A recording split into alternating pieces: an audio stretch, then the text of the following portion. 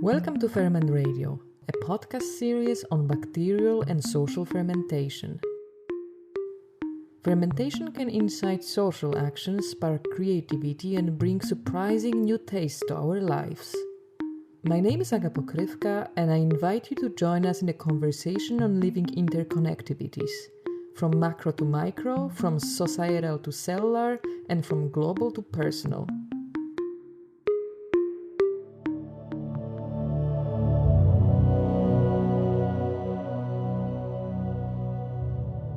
This is a special one, our 20th episode and the first anniversary of Ferment Radio. Through the last 19 episodes, we've talked about microscopic organisms as a metaphor for planetary living: bacteria, algae, slime molds, yeasts, and more.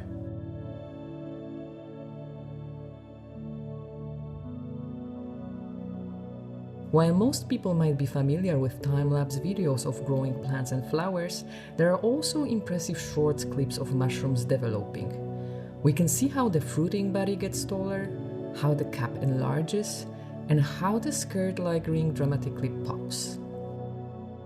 Since we humans cannot perceive things happening in mushroom time, we need specialized gear such as long-exposure cameras to capture these images.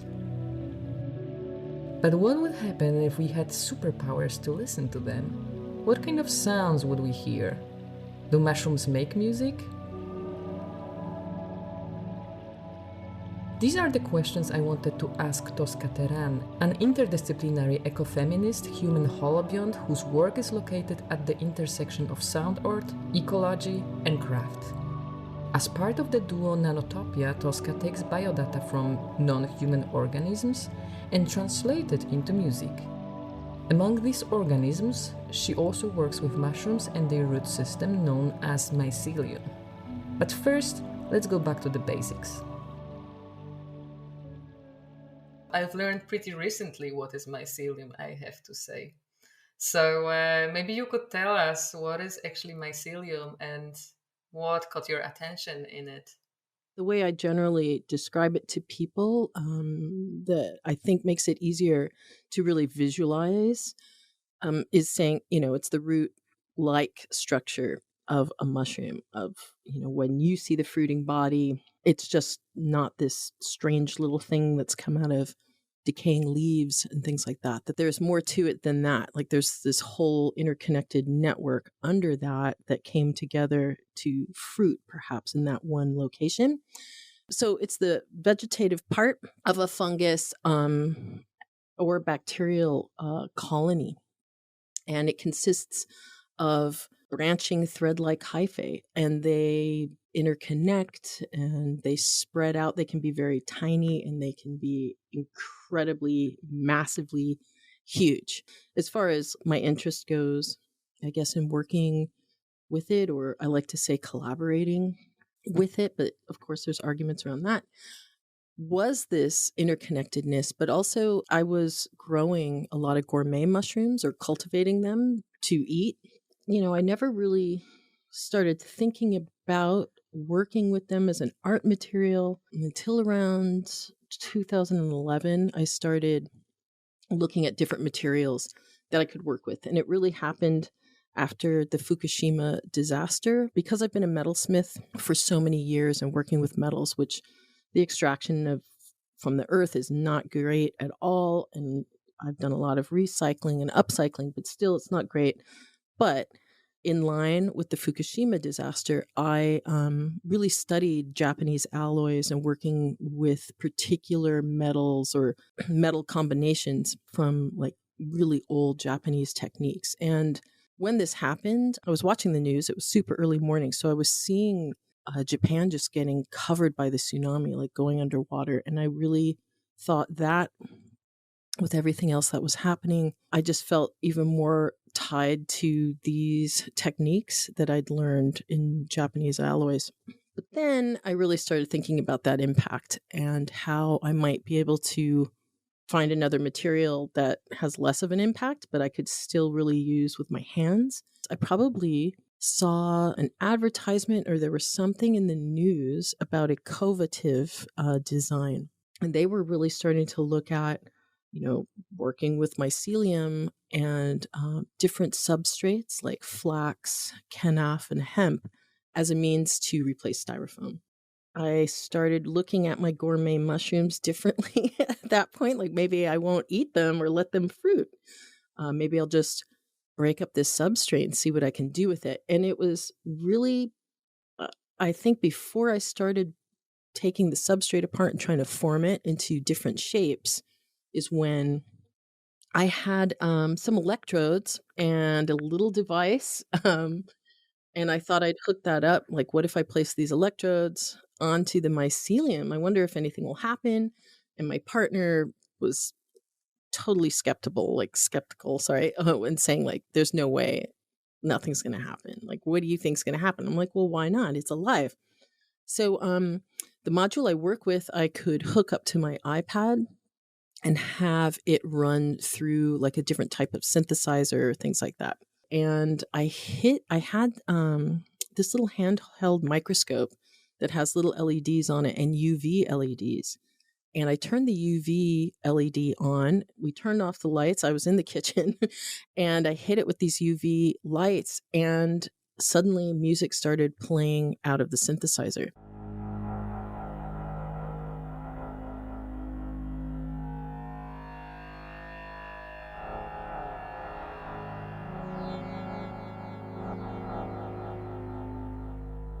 We were both, huge exclamation points over our head, like, what in the world? It was actually really melodic. That's what was the most surprising to us, was that what we were hearing, the notes in succession, like it was musical, it was beautiful.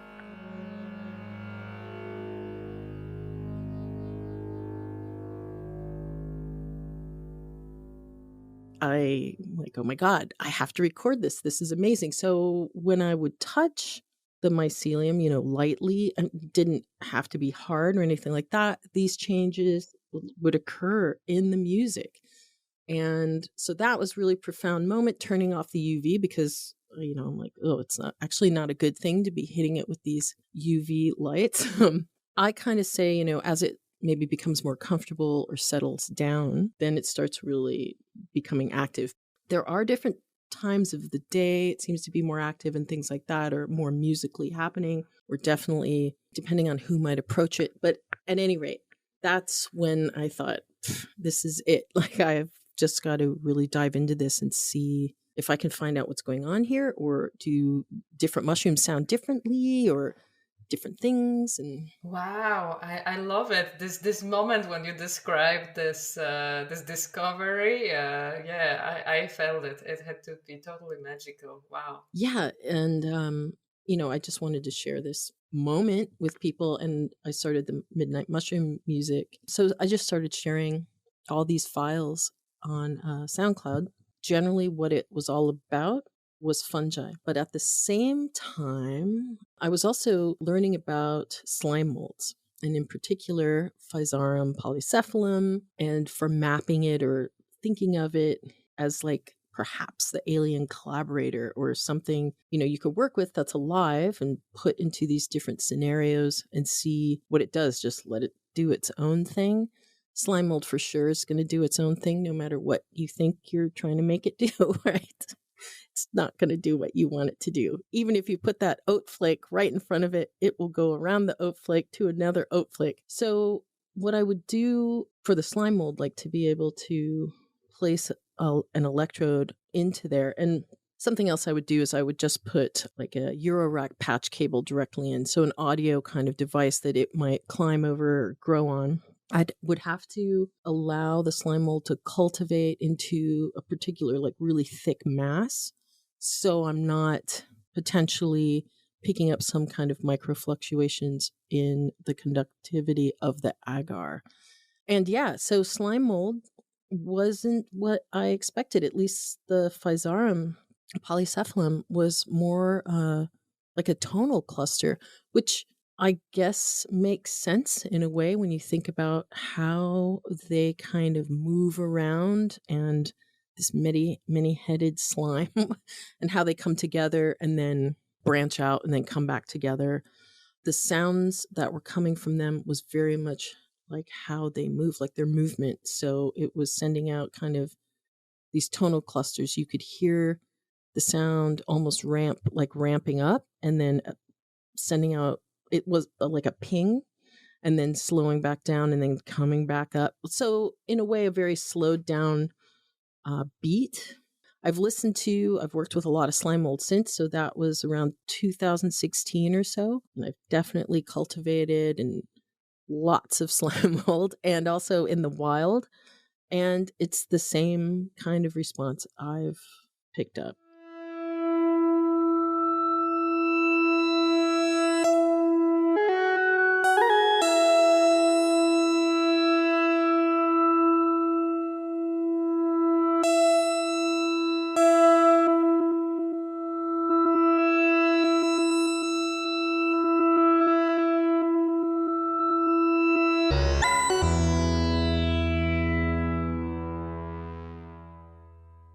So you would say that mushrooms, they are giving much more like various signals.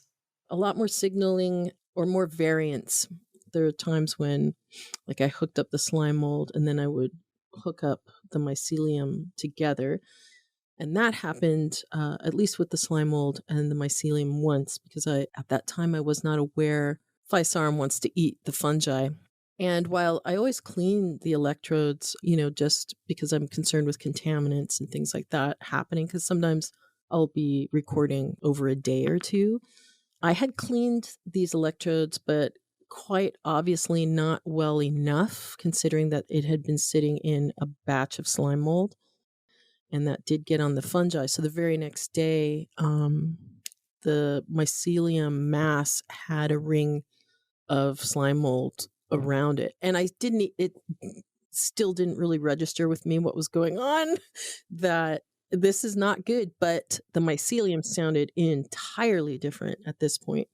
It was kind of like bad jazz, or something. Just, it wasn't, the sounds were very, very strange, with the slime mold sending out these pings and the mycelium kind of in and out of these notes. But once it was attacked by the slime mold, the very melodic sounds were gone. It was really more frenetic.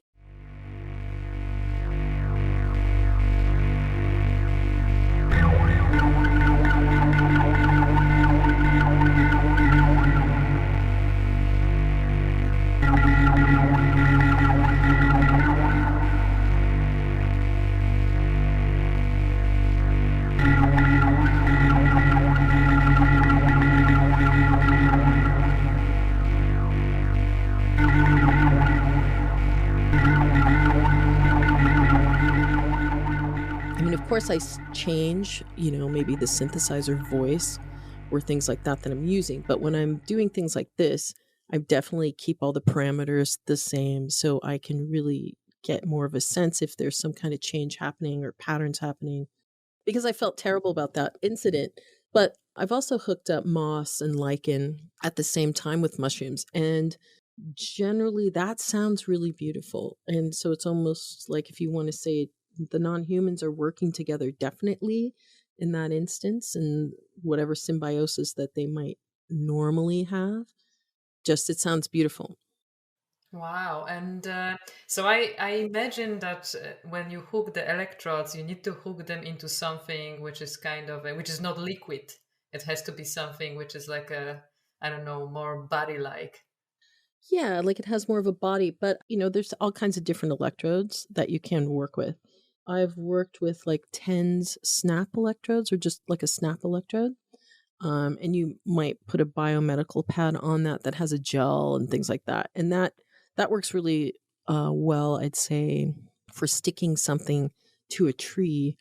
But I also work with wire. You can work with fine silver or gold. You can put those into something that's more liquid-like a slime mold. And you can then directly kind of immerse them into the mycelial substrate.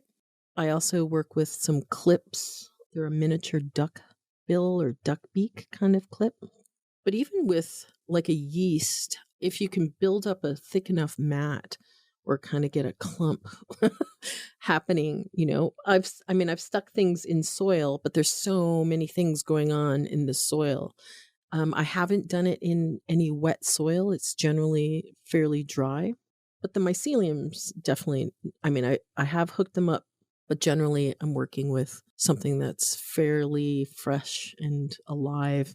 So it's got a lot of moisture going on. From like a fermented foods, which I would be curious about their sounds, is for example kombucha, because it's quite meaty, so it would be quite easy to put the electrodes in. That would be really fascinating. I haven't even thought about it, actually. Surprising, because I have done a lot of kombucha kind of experiments and things like that. So what do you think? And now I'm going on like a speculative side, right? Like let's go wild here. What do you think they are talking? If we could call the sounds talking, of course, because now I am like humanizing it, but there is definitely some activity. There are some sounds. You experienced that the sounds, for example, were very different when the battle between the mushroom and the slime molds was happening. I think that's really interesting. I think about like interconnectivity. I know that like Paul Stamets, for instance, believes that mycelium are like these information sharing membranes.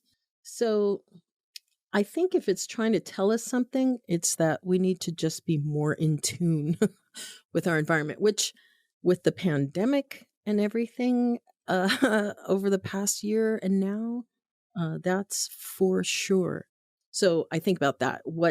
And I don't want to be a downer, but what's next? Like, if we're not really going to see this entire world as a shared space, that we're like these human holobionts.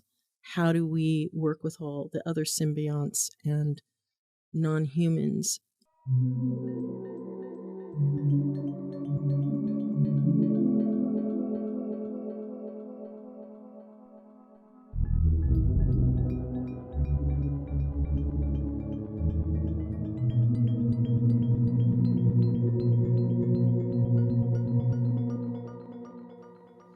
It makes me also think of a sentence you said some minutes ago about this collaboration with mycelium, for example, in this case. Could you tell more about this? Can we actually collaborate with non-human? I believe that we can. Well, I believe that we have to, and I've had some scientists say, but they don't have free will. It's like, well, I don't really know if they have free will in the sense of our free will. I I think that we can start to view, and there certainly are people doing this, um, just how we work with nature, or can that be more of a collaboration? Less focus on the human so much.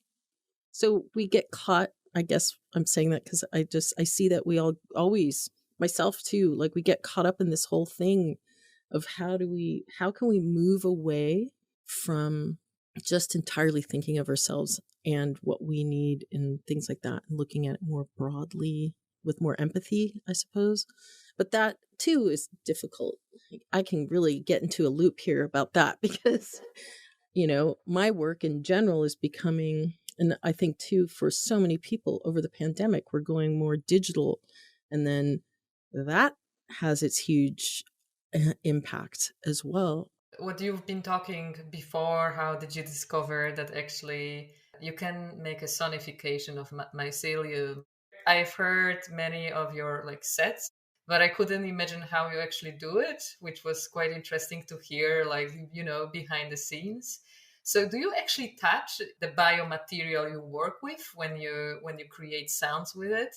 It depends on definitely like what the outcome might be. So when I'm out in the field, generally, of course, I'm touching them, but in that instance, I'm just recording like the raw data, and then I'll later, listen to it or something if I'm not sitting there with headphones on listening to it play out. So when I say recording, there's like different apps and things that you can use. So I'm having to use something like an app on either a phone or an iPad type of device. I might record MIDI in if I'm not doing, kind of like fluctuations, like looking at zeros and ones or something. But if I'm hooking things up to a synthesizer, then yes, I'm definitely during a performance, I might touch them, especially if I'm doing a performance. And as well with that performance, there may have been a little bit of a talk so people can see some changes. But sometimes I don't even need to do that. Like they're going to do it themselves.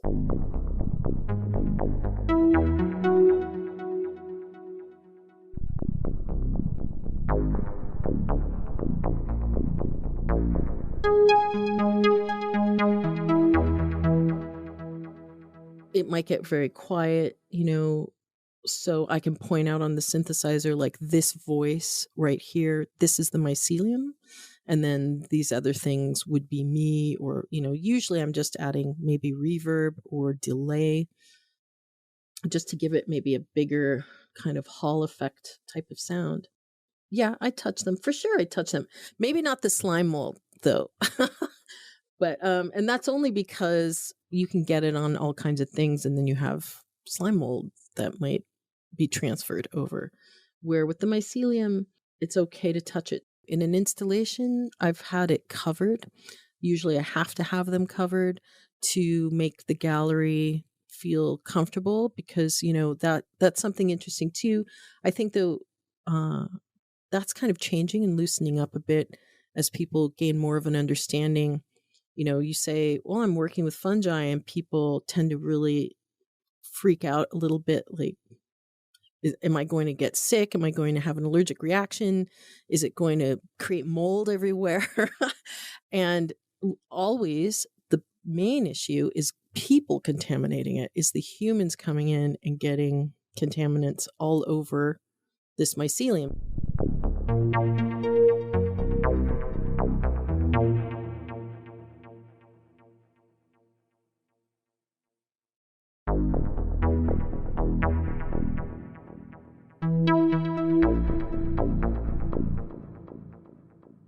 But something I've started doing when I have used certain types of electrodes, they have silicone. It's like a silicone kind of over stranded wire.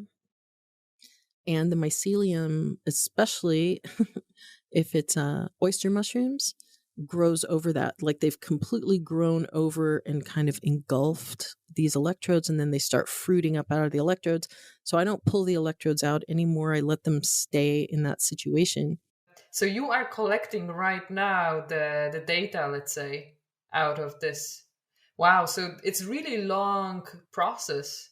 Yeah, it can be. I'll do short pieces that I've been sharing a lot lately, but generally I've felt the longer I can keep the mycelium hooked up and people can listen to it, then they might get more of an idea, or they might be able to hear the patterns if there's patterns happening. So we've done like live streams too that have gone well over 48 hours. And that was something in Australia. I met up with some botanists and some other scientists and mycologists through the botanical gardens in Sydney. And one of them was asking me if I've thought about, if you do a time lapse of a plant and you see how they curl and coil as they grow, it used to be speculated that maybe that had to do with gravity and how the planet was turning, or electromagnetic waves or things like this.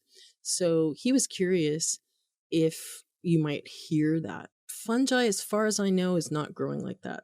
But I did find, especially with a lot of the gum trees in Australia, that, and I mean, I wasn't there for very long, but it felt like there was kind of like a dawn chorus happening that's similar to birds or fish. Like, when the sun starts to rise, there's a lot of activity happening.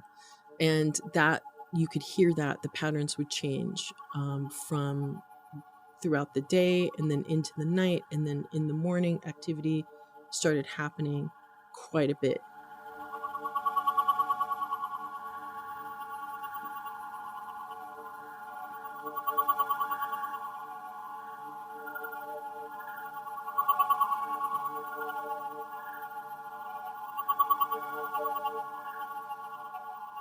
So there is lesser activity during the night. Yeah, there was some, well, at least with this particular species, there was less activity during the night and more activity started happening around the morning hours, kind of neutral throughout the day. There was activity happening, but it wasn't a lot. Like it wasn't a cluster of sound or just a lot of notes coming through. What I found is oyster mushrooms tend to be incredibly active, like almost hyperactive all the time. There's something happening. And the Ganoderma lucidum, which is also known as reishi, that feels more melodic and is very interesting too when I think of it being known as the mushroom of immortality. I have grown psilocybin mycelium, and I didn't let it fruit, and I'm not just saying that for legal reasons. It died, like it got contaminated at a certain point, and so that didn't work. But I did hook that up, and it wasn't as magical, mystical, psychedelic. So they have their own character in a way. They definitely, yeah, they have their own character. But is there a particular feeling you get while working with mushrooms? Is there some emotion or vibe you get from them while being even in one room with that mushroom there in the background? Very few. There are people that often get very weirded out, kind of freaked out, and aren't at all remotely going to go in and check out there's a mushroom under that bag, is what they think, and there's sounds coming. They just look at me like I myself am from another planet and they leave. Versus people that come and have such an emotional response and literally, just start crying and feeling like, wow, I never considered, that something like that would make music or even have, be alive or whatever people think. And that's really great and good, I feel, because they're now thinking differently a bit about their environment. During a residency I had at MoCA, Toronto, I would have living mycelium biosonifying and creating a soundscape like within this dome that people could go in and they could interact with it by touching electrodes that I had out for the human visitors that would send their biodata through the fungi, and then they could hear that. So people could come in and they'd hear these sounds and, not in the immediate know where these sounds were coming from. And I had the dome uncovered and whatnot. And when children would approach, as kids do, really young, super excited, like what's going on? And they'd run up to the dome because they just at first see this dome with a brain in it. The mycelium would get really, like, things would get very frenetic.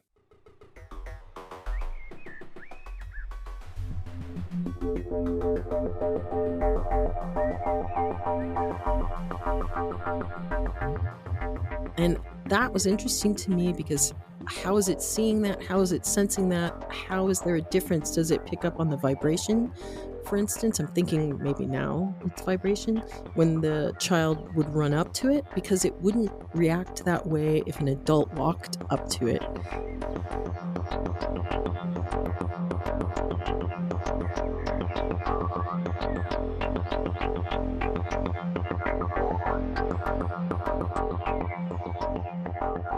So there's a whole bunch of us standing in the room, and I'm talking about the mycelium, and this music's playing, and suddenly the music came to a halt, like it just stopped. So we all, for whatever reason, looked over at the door, and because it was like this big double door into the studio, and this person had come in, and it was like the mycelium, we were kind of tying it to this person, like, wow, why did the music stop? It's been playing this whole time. So this person comes over and talking about vibes. It was pretty negative. I don't know who they were, what was going on. They went over to the mycelium greenhouse I had in this space, and I had just recently zipped it back up and closed it. So they went over and they started to like kind of mess with it. And I asked them, oh, if you'd like to see what's in there, I'd like to help you with that because I just closed it. And then they asked, well, why? Is there a monster inside there?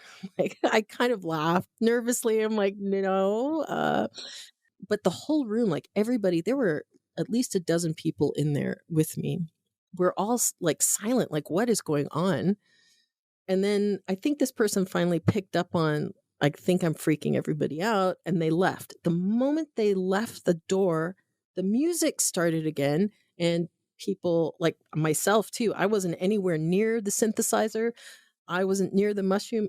And so that was very bizarre. I don't know how did this mycelium pick up on everyone in the room? Exactly. This is what I was also thinking, no? And it also maybe felt your attitude. Yeah, our anxiety, because it was quite clear we all were going, what is going on with this person? Because they were really not feeling positive at all. And that was one of the more profound moments where I've been there and gone like, oh my gosh, there's something to this. I want to kind of dive into that more. And if I can at all, if there's a way of figuring out. Wow, I love that story. Very powerful. Something I'm doing now, and with the electrodes and allowing the mushroom to grow over them, I will take LEDs, so light emitting diodes, and cover them kind of with hot glue. Like people will do that if you're not familiar with electronics sometimes to make sure, if they don't have heat shrink tubing, they'll use hot glue or something like that to make sure the connections stay together where you've soldered them. So I cover the entire thing and allow the mycelium to grow over it. And I've done some different tests before doing that to see, so if somebody passes in front of a proximity sensor, and this is mainly something I've been doing because for COVID and people not being able to touch things and stuff like that. So could they pass in front of like a sensor that would then trigger that light that in a sense could be like them touching, and depending on the color of the light and things like this, what differences, or even a haptic motor, so a little vibrating motor or something there that would move. So that's something more recently that I've kind of been working with the mycelium, and particularly too, because I'm kind of taking this biodata now and bringing it into VR experiences, which I'm pretty excited about, actually. I mean, okay, and we talked about digital too, not being great. But I am working on a project, actually a couple right now. One is a fully immersive installation. It will be a physical and virtual experience that people can have with living mycelium that will be growing and creating the soundscape, but also reacting and responding pretty much in both environments, but really in the VR is where the biodata is going to be sent.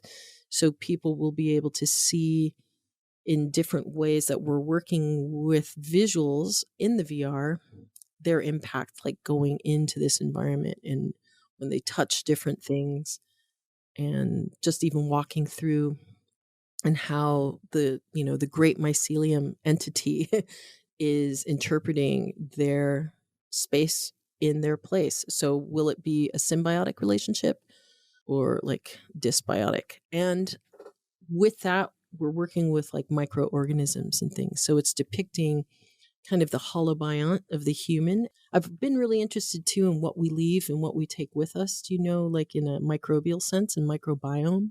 Like when we touch something, we leave a little bit of ourself, but we're also taking some of that with us. And so trying to create visuals around that. Wow, that sounds super interesting. Do you ever dream about mycelium? Oh, yeah. That's a good question. Yes, I have, or I think that's what I've dreamt of.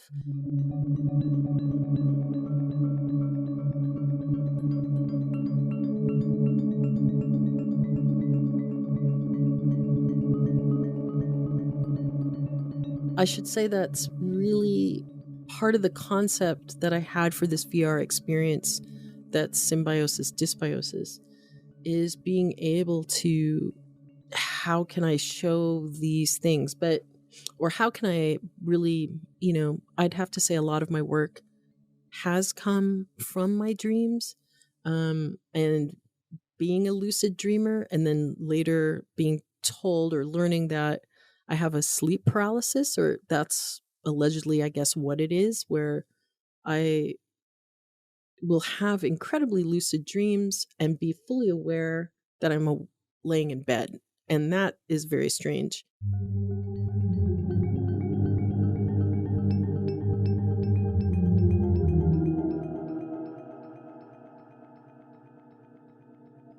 But apparently that's a sleep paralysis thing. And so I didn't know that. Well, that's what I've been told. I don't know, but I enjoy it. And I feel that VR experiences, I think a lot of people think video games often, or, people going in there with those like first person shooter games and things like that. But virtual reality really has the potential of creating these incredible experiences, and not just for visually. Of course they're visual, but I think that you can do a lot more with them on audio and haptics, and like just create this full sensory experience too. But so as far as dreams go, I'm excited about VR because I feel that it's enabling me to bring more of that dream time, if you will, into like kind of the world in a way. Because, okay, you make a work, and it's an interesting discussion definitely to have that about, when artists are creating something, like where does the concept come from and this and that, and do you think about what category it is or what you're going to label it? And I'd say it's more dreamlike, or been more dreamlike for me. It's just I have this idea, and I then start trying to create that in the physical, like this reality, our reality. I don't know, maybe I feel with being able to create more of an immersive environment. And I really do like the idea of an installation where the people coming into the space can experience it on all kinds of different levels, and VR might be a component as well if they want to jump into it even maybe deeper on a certain level, because it's definitely not for everyone. But in that immersive space, I think it's allowing you to maybe control more of the perception of where people might be able to really get the whole world you're trying to create, or with the sounds and the visuals, and especially spatial audio, and bringing the mycelium into that. That's a lot of fun.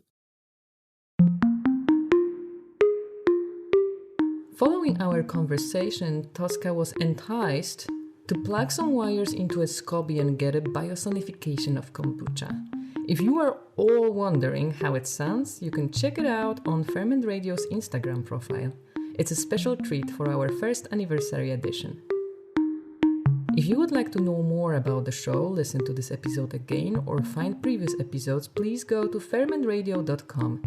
You can subscribe on Spotify, Apple Podcasts, and more. I'm always looking forward to hearing from you at hello@fermentradio.com. This episode of Ferment Radio is brought to you by Culture of Cultures and is produced by Super Eclectic. Thank you for listening, keep fermenting, and stay tuned for the next episode of Ferment Radio.